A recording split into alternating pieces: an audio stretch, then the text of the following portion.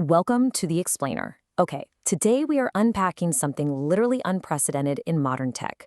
We're looking at the story of the very first time in history that the US government ordered a commercial artificial intelligence model to be completely shut down on a global scale.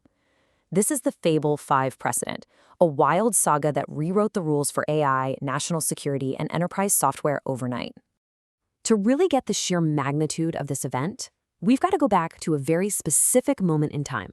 Exactly 5:21 p.m. Eastern Time on June 12, 2026. That is when the Commerce Department sent a directive directly to the CEO of Anthropic. The order? To immediately suspend all access to its two most powerful AI models for any foreign national anywhere in the world. And this mandate was incredibly sweeping. It didn't just apply to users overseas, it included foreign nationals living right here inside the United States, and shockingly, even Anthropic's own non-US citizen employees. Okay, let's dive into this. What exactly was being targeted here? Well, just 3 days prior, Anthropic had launched two brand new models. Fable 5 was the public-facing version. It was available to paying subscribers and enterprise customers, and it came with built-in safety guardrails. Mythos 5, however, was the unrestricted, highly potent version. It was strictly gated, available only to a highly vetted group of organizations, think critical infrastructure operators, through a program known as Project Glasswing. So, what on earth triggered a government action of this scale? The stated concern was all about a technical exploit, a jailbreak. If you're not familiar, a jailbreak is a technique that can supposedly bypass safety guardrails to expose unrestricted AI capabilities. The government had received reports of a jailbreak technique that could supposedly bypass Fable 5's safeguards. The big fear was that a user interacting with the safe public Fable 5 model could use this exploit to somehow expose and access the much more powerful, restricted cybersecurity capabilities of the underlying Mythos 5 model. What happened next? The progression was breathtakingly fast. Step 1, the government demands real-time nationality filtering across the models. But Anthropic immediately hits a brick wall at Step 2. They determined that identifying and filtering every single user by nationality in real time across dozens of global cloud platforms was just not technically or legally feasible on such insanely short notice, which forced their hand to Step 3. With absolutely no way to filter, Anthropic had to do the only mathematically possible thing to comply. They pulled both models completely offline for every single customer worldwide. The blast radius of that decision was staggering. We're talking core platforms like AWS, Google Cloud, Microsoft, Snowflake, Box, and Anthropic's own direct API all going dark simultaneously. Enterprise clients spanning finance, healthcare, software, and critical infrastructure suddenly lost access to their core AI tools. There was zero warning, no transition period, no fallback plan was provided. The entire ecosystem essentially just short-circuited. Section 1. Pushback and the political rift. Now, a disruption of this magnitude? It didn't happen quietly. Anthropic pushed back publicly and forcefully against the government's technical claims. They stated that after reviewing the jailbreak demonstration, they found it to be narrow, not universal. In other words, they argued it could only extract a limited amount of cybersecurity information in one specific scenario, and it fundamentally could not defeat the model's broader safeguards. Plus, Anthropic pointed out a glaring inconsistency. This exact same jailbreak technique could be used against other publicly available models, specifically calling out OpenAI's GPT 5.5, which were somehow not facing these massive export restrictions. Anthropic basically warned that applying this standard across the board would practically halt all new frontier model deployments. But to really grasp the dynamics at play, we have to look at the timeline of events leading up to this. The relationship between Anthropic and the US government was already highly strained. Back in early 2026, Anthropic actually refused Pentagon contract terms because they wanted clear exemptions preventing their models from being used for autonomous weapons and mass domestic surveillance. The Pentagon responded shortly after by declaring Anthropic a supply chain risk, blocking defense contractors from using their models. A few weeks later, President Trump escalated this by ordering all federal agencies to stop using Anthropic entirely. It was only after this series of highly publicized escalating rifts that the June 12 export control letter arrived. Because of that timeline, the industry was immediately split on why the shutdown was really happening. On one side, some observers viewed it purely as a legitimate national security action, a completely necessary step to stop powerful AI tools from leaking into the wrong hands.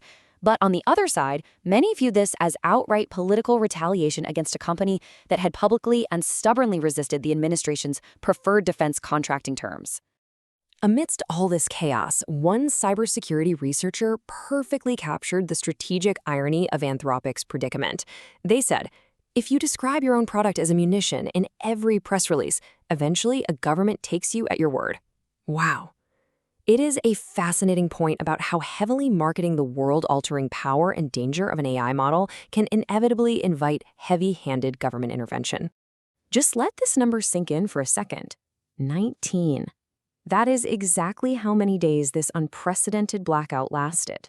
For 19 days, the enterprise software ecosystem was left with a massive gaping void right where one of its most critical infrastructural components used to be. So what actually happened during those 19 days? Well, nature abhors a vacuum, and so does the free market. Enterprises desperately scrambled for alternatives. And remarkably, Chinese open-source AI models saw a highly measurable surge in adoption by US companies just trying to bridge the gap. Meanwhile, OpenAI, entirely unburdened by these restrictions, capitalized on the open window. They signed major new cybersecurity partnerships with allied governments and significantly extended their dominant market position. Section 2. Resolution and the new structural precedent. Okay, here is how the models were finally brought back online. On June 26, Commerce Secretary Howard Lutnick sent a letter determining that appropriate safeguards were actually in place for certain trusted partners, which granted about 100 companies and agencies access back to Mythos 5. 4 days later, on June 30th, the full export controls were officially lifted. And finally, on July 1st, Fable 5 began rolling back out to the global public. But this resolution, it was definitely not free. Anthropic had to agree to specific, really heavy concessions to restore their flagship models. First, collaboration. They agreed to provide designated federal agencies early access to new frontier models before public release. Second, threat intel. They agreed to actively share cybersecurity threat intelligence with those agencies.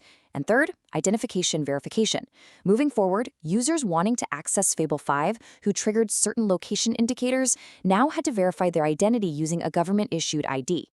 Beyond the political drama, this whole event exposed a massive vulnerability for everyday businesses. Practically zero SaaS or data processing agreements written prior to 2026 contained any language covering an instantaneous government-mandated AI suspension. Enterprise legal teams realized overnight that their critical vendor contracts offered absolutely no protection or recourse if a government just randomly decided to unplug their AI provider. Which brings us to the ultimate takeaway from the Fable 5 saga. The issue is no longer just political, it is deeply structural. A new precedent has been cemented.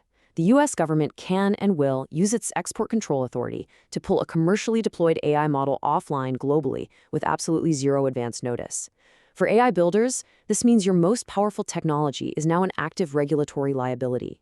And for enterprise buyers, depending on a single frontier AI provider is now an undeniable supply chain risk that sits in the background of every single procurement decision moving forward. So, I want to leave you with a final, vital question to consider.